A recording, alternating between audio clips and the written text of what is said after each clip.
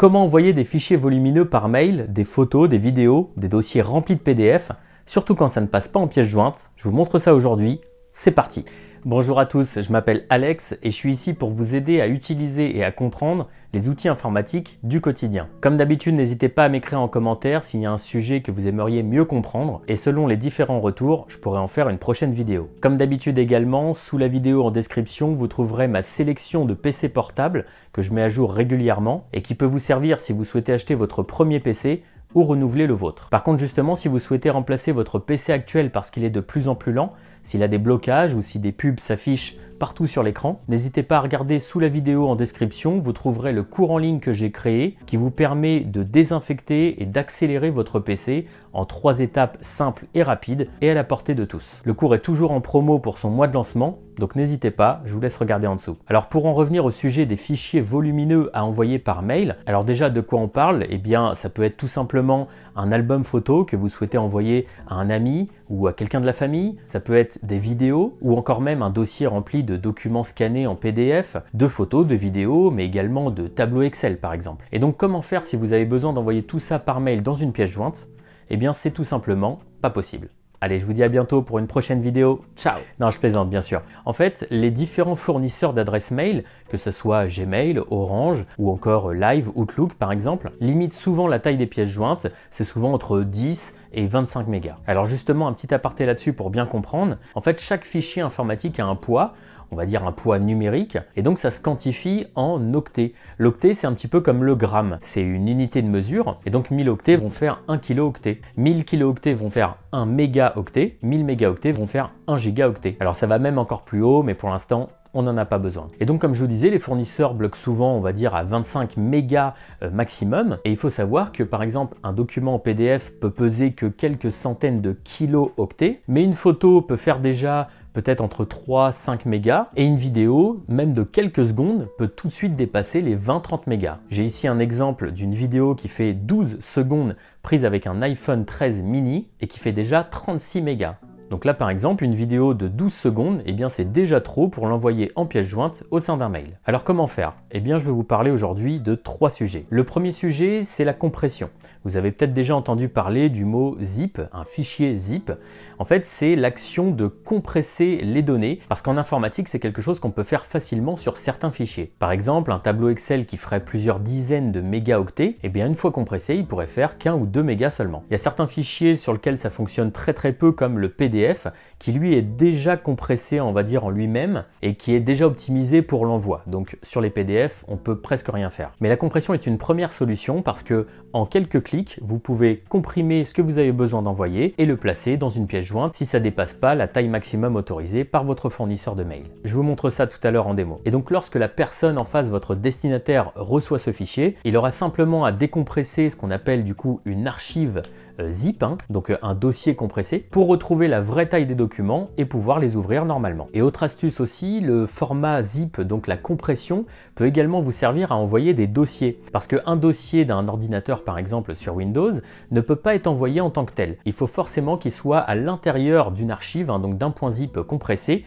pour pouvoir l'envoyer par la suite. Ensuite, le deuxième sujet, la deuxième solution, ce sont les services en ligne. En fait, avec cette limite de pièces jointes et nos fichiers, notamment photos, vidéos, qui pèsent de plus en plus lourd, eh bien, des sociétés se sont créées pour gérer ce genre d'envoi volumineux. Le plus connu, que vous avez peut-être déjà entendu parler, c'est WeTransfer. Le principe est simple. En fait, ils mettent à disposition de grosses machines, des serveurs comme on dit, qui vont vous servir à transférer des documents lourds. Donc en fait, vos documents vont aller sur leur serveur, et puis une fois qu'ils sont récupérés par votre destinataire, ils seront supprimés au bout de X jours. Ça sert juste de transition et de transfert, c'est pas destiné à être du stockage sur le long terme. Mais aujourd'hui, je vais vous faire la démo sur un service qui est équivalent, mais surtout qui est français, donc c'est un petit coup de cœur. Et cette entreprise, en fait, trouve les meilleurs serveurs près de chez vous, dans votre pays. Donc ça, c'est le premier avantage. Et le deuxième, c'est que vous ne serez pas limité par la taille de fichier que vous pourrez envoyer. C'est souvent le cas chez les autres, comme WeTransfer, on est limité à 2 gigas par envoi, alors que chez Smash, c'est leur nom,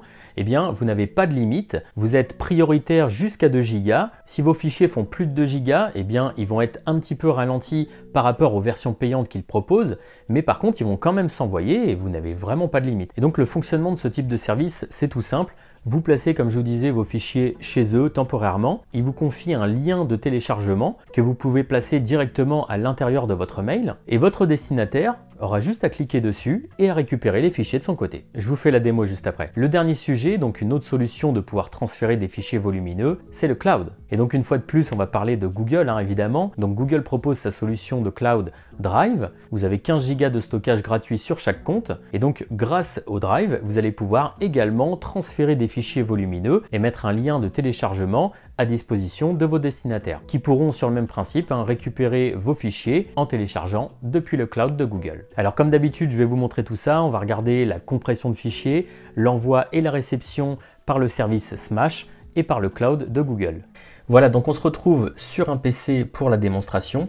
Alors comme d'habitude, n'hésitez pas à mettre pause et à revenir en arrière pour bien réappliquer ces manipulations directement chez vous. N'oubliez pas non plus qu'il peut y avoir quelques légères différences par rapport notamment à la version que vous utiliserez chez vous et puis aussi par rapport au moment où vous regarderez cette vidéo. Mais les grands principes restent les mêmes. Dans 90% des manipulations, ça restera pareil. Vous voyez par exemple ici en bas de l'écran, eh bien cette barre ici, la barre de tâches et le menu démarrer, eh bien chez vous, tout ça peut se trouver au milieu de l'écran. Donc c'est vraiment la même chose, sauf qu'on peut le placer à différents endroits. Moi j'ai préféré le mettre à gauche comme ça se faisait dans les versions d'avant. Mais en tout cas vous retrouverez quand même ce logo avec les 4 petits carrés. Et justement on va s'en servir parce qu'on va aller essayer d'envoyer des fichiers qui se trouvent dans un dossier. En l'occurrence ici ce sera dans le dossier qui s'appelle Documents. Donc pour cela vous pouvez aller dans l'explorateur de fichiers et pour l'atteindre vous pouvez soit faire un clic droit ici dans les 4 carrés. Hop. Et aller dans explorateur de fichiers avec un clic gauche. Ou alors, si vous avez ici en bas cette icône jaune en forme de dossier, eh bien vous pouvez aussi faire un clic gauche dessus pour ouvrir l'explorateur. Voilà, donc on va se rendre à gauche dans Documents. Et là, j'y ai placé différents exemples de fichiers. Donc, on a un fichier Word, un PDF, on a 2 tableaux Excel, des photos et des vidéos. Donc, imaginons qu'on souhaite envoyer tous ces documents par mail. Alors, la première étape, ça va être de vérifier quel poids ils ont, quel poids il y a au total pour savoir si ça va pouvoir passer en tant que pièce jointe dans un mail par rapport aux limitations qu'on a vues juste avant. Donc là, ce que vous pouvez faire, c'est un clic gauche dans la partie blanche ici avec votre souris. Et en maintenant le clic, vous allez avoir une sélection comme ça. Vous allez pouvoir, grâce à ça, prendre tous les fichiers. Alors ça peut même être juste une partie comme ça. Ou alors, ici on va tout prendre comme ça, voilà. On sélectionne tout, on relâche le clic. Et on va se placer sur un des fichiers, on va faire un clic droit. Et on va se rendre dans Propriétés avec un clic gauche. Ici, vous pouvez voir que ça affiche quelques informations. On voit qu'on a 12 fichiers, 0 dossier. Et puis on voit aussi que la taille est de 82,9 mégas. Bon voilà, on va dire 83. Comme on l'a vu juste avant, donc c'est bien trop pour passer en pièce jointe. Comme je vous disais, c'est souvent entre 10, 15, 20, 25 mégas maximum pour des pièces jointes dans un mail. Donc ce qu'on va faire, on va déjà essayer de les compresser comme je vous disais. Alors de nouveau, vous pouvez tous les sélectionner, clic gauche maintenu, hop, on prend tout ça. Et là, ce que vous allez pouvoir faire, c'est un clic droit, vous mettez sur un des fichiers, clic droit de nouveau, et vous allez pouvoir directement compresser dans un fichier zip. C'est une fonction en fait qui est d'origine dans les versions de Windows et de Mac depuis quelques années maintenant. Alors en fait il existe d'autres applications, d'autres logiciels qui permettent aussi de compresser, de faire ce genre de fichiers d'archives et donc vous pouvez les installer. En fait ils ont l'avantage d'aller beaucoup plus loin dans la compression, c'est-à-dire qu'ils vont optimiser encore plus la réduction du poids et il y a aussi plein d'autres fonctions. Vous pouvez par exemple découper l'archive en plusieurs morceaux, etc. Mais ça va un petit peu trop loin en tout cas pour cette vidéo d'aujourd'hui. Moi, ce que je voulais vous montrer, c'est que directement d'origine dans votre ordinateur, avec un clic droit comme ça, vous pouvez créer ce qu'on appelle l'archive, donc le .zip. On clique gauche sur cette option, et là vous allez voir, voilà, ça va compresser l'ensemble des documents, et ça va en créer juste un, donc la fameuse archive. Voilà. Vous voyez, c'est représenté par un icône ici en forme de zip. On retrouve le côté zip justement. Et là, si vous faites un clic droit dessus, et de nouveau dans Propriétés, eh bien on peut voir que la taille est de 80,3 mégas, soit 3 mégas en dessous. Alors vous allez me dire, bah oui, mais ça n'a pas beaucoup compressé, on peut toujours pas les envoyer par mail. Eh bien non, effectivement, on peut toujours pas, et tout simplement parce que si on retourne derrière, on voit que la plupart des fichiers sont des images qui sont déjà dans un format compressé, vidéo également. Le PDF, comme je vous disais, qui est déjà très compressé, on peut quasiment rien faire dessus non plus. Et au final, on va avoir que nos deux tableaux Excel ici qui vont pouvoir avoir environ 50% de réduction. Donc je vais quand même vous montrer l'exemple sur le principe. Ce tableau-là, si on fait un clic droit, propriété, on voit qu'il fait 1,60 MB, 1,60 mégas. Je fais un clic droit, compressé dans un fichier zip. Et si je vérifie les propriétés de cette archive, on est passé de 1,6 mégas à 825 kg. Donc là, on est bien à 50% de sa taille d'origine. Donc la conclusion, c'est que tous les fichiers ne peuvent pas être compressés. Par contre, sur certains, ça marche très bien. On est directement à moins 50%. Si par exemple votre envoi par mail est composé d'énormément de fichiers Excel, eh bien vous pouvez quand même vite arriver aux 20-25 mégas. Et là, dans ce cas-là, la compression va pouvoir vous aider. Vous allez perdre tout de suite la moitié du poids. Je supprime celle-là aussi. Voilà. Et donc, ce que je vais faire, je vais créer un nouveau dossier et puis je vais mettre dedans, voilà, ces deux fichiers-là. Là, dans ce cas-là, comme je vous disais tout à l'heure, vous pourrez envoyer dans une pièce jointe ce fichier, voilà, les photos. Tout ça, vous pouvez les envoyer en tant que pièce jointe. Par contre, vous ne pourrez jamais envoyer votre dossier ici. Et c'est là que l'archive est intéressante parce que vous pouvez faire un clic droit et comme tout à l'heure, compresser dans un fichier zip. Le dossier ici qui contient ces deux fichiers-là, une vidéo et le tableau compte, on va le retrouver dans notre .zip sans problème. Voilà, avec les deux fichiers dedans. Mais par contre, la différence, c'est que c'est devenu un fichier qu'on va pouvoir envoyer par mail, ce qui n'est pas le cas avec le dossier simple. Voilà un petit peu le principe d'une archive. Et donc, pour décompresser, parce que la personne qui va recevoir votre dossier compressé, eh bien rien de plus simple, elle se rend sur l'archive, elle fait un clic droit et on va avoir l'option inverse qui est d'extraire l'archive en fait. Donc la première, c'est compresser dans un fichier zip et la deuxième, c'est extraire au final. Et si vous faites extraire tout comme ça, clic gauche, voilà, donc là, vous pouvez par exemple spécifier un nom de dossier que vous voulez, voilà, donc par exemple document travail, voilà. Vous appuyez en bas ici sur extraire et voilà, on se retrouve avec notre document qui est de nouveau exploitable avec à l'intérieur notre tableau et notre vidéo. Et c'est redevenu en fait un dossier normal avec des fichiers non compressés qui sont maintenant exploitables, que vous pouvez ouvrir, vous pouvez travailler dans le tableau, etc. Alors on peut passer maintenant au service Smash. Donc je vais ouvrir une page internet ici dans Chrome et je vais me rendre tout simplement sur Smash. On peut même mettre juste ce mot-là dans la recherche Google, S-M-A-S-H. Et donc on arrive sur le site fromsmash.com. Il y a une version pro, mais là on va utiliser celle qui est gratuite, donc qui va largement suffire. On clique ici. Ici on va cliquer en plein milieu sur le logo. Et en fait, ça va nous ouvrir l'explorateur Windows dans lequel on était tout à l'heure. Alors là, par défaut, il arrive sur le dernier dossier sur lequel on était, donc c'est bien document. Mais si besoin, vous pouvez les retrouver ici. Ici, vous allez pouvoir sélectionner l'ensemble des fichiers que vous souhaitez. Alors, petite astuce, soit vous faites comme on a vu tout à l'heure, en sélectionnant comme ça avec un clic gauche maintenu, ou alors avec la touche CTRL enfoncée de votre clavier, hop, vous allez pouvoir sélectionner plusieurs fichiers en cliquant dessus. Une fois sélectionné, vous faites ouvrir et là vous allez avoir deux possibilités. Soit c'est Smash qui s'occupe directement d'envoyer le mail pour vous à votre destinataire. Donc vous mettez ici votre adresse à vous et ici vos contacts, votre ou vos contacts, un objet, un message comme dans un email. Voilà.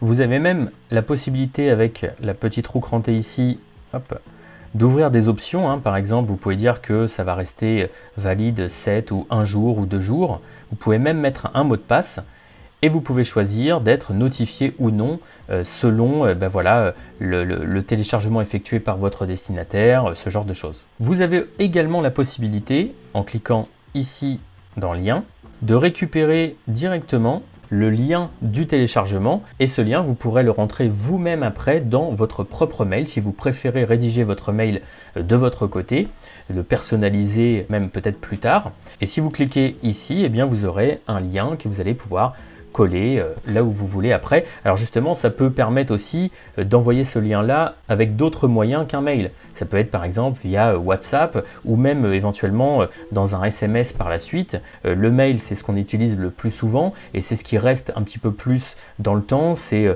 ce qui permet une recherche plus simple après. Maintenant, ça peut quand même être envoyé dans une messagerie ou un SMS, hein, parce que ce qui va compter surtout, c'est que la personne en face puisse récupérer les fichiers. Je vais continuer en allant sur la partie mail. Voilà, je fais envoyer. Vous allez recevoir un code pour vérifier que c'est bien un humain en fait hein, qui effectue bien le transfert. Et puis donc vous voyez, hein, ça part tout de suite. Tout est transféré, voilà, et on arrive à 100%.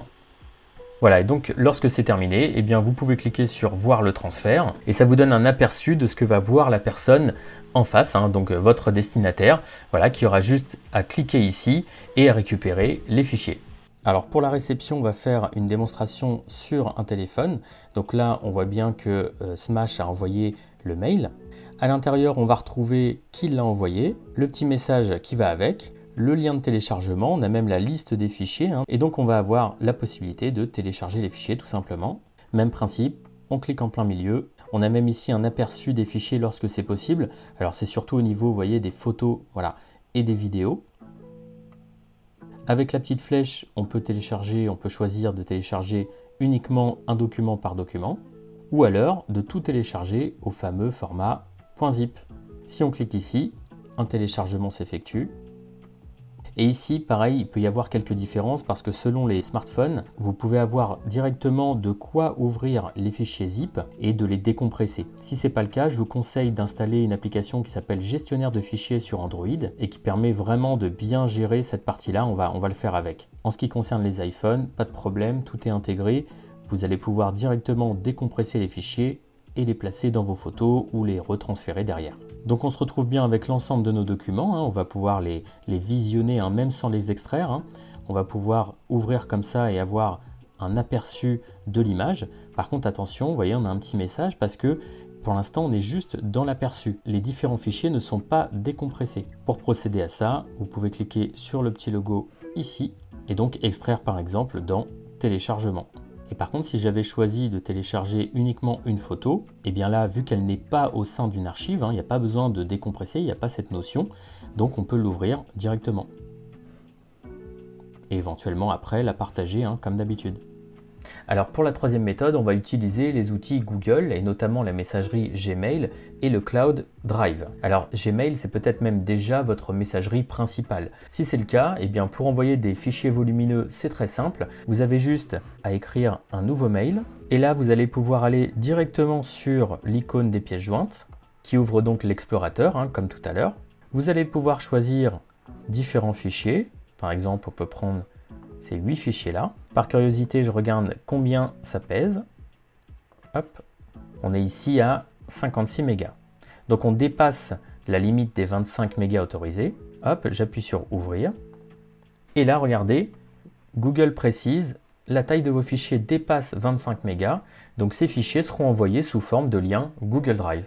Donc là, vous avez juste à attendre la fin des différents téléchargements. Et là, vous voyez, hein, ça apparaît vraiment comme des pièces jointes au final. Hein. On clique sur envoyer.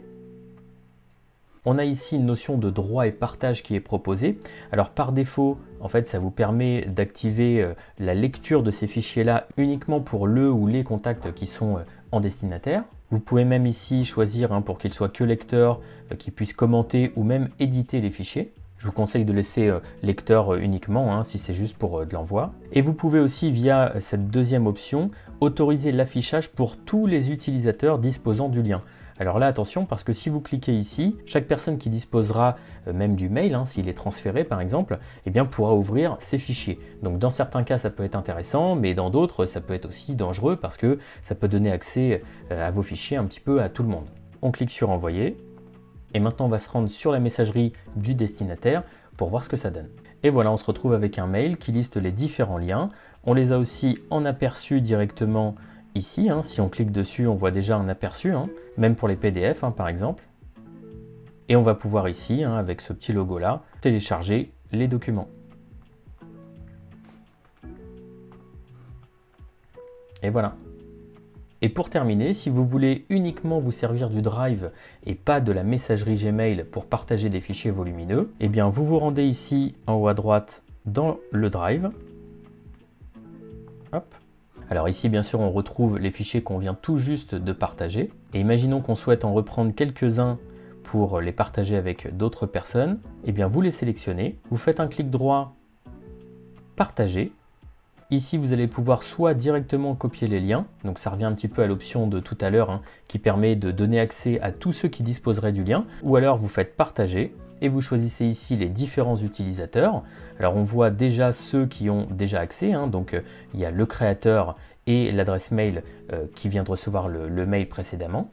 Et en fait on va retrouver les mêmes options, alors soit pour les 3 fichiers d'un coup, on limite, ou alors tous les utilisateurs qui ont le lien, ou alors on peut même le faire ici, fichier par fichier.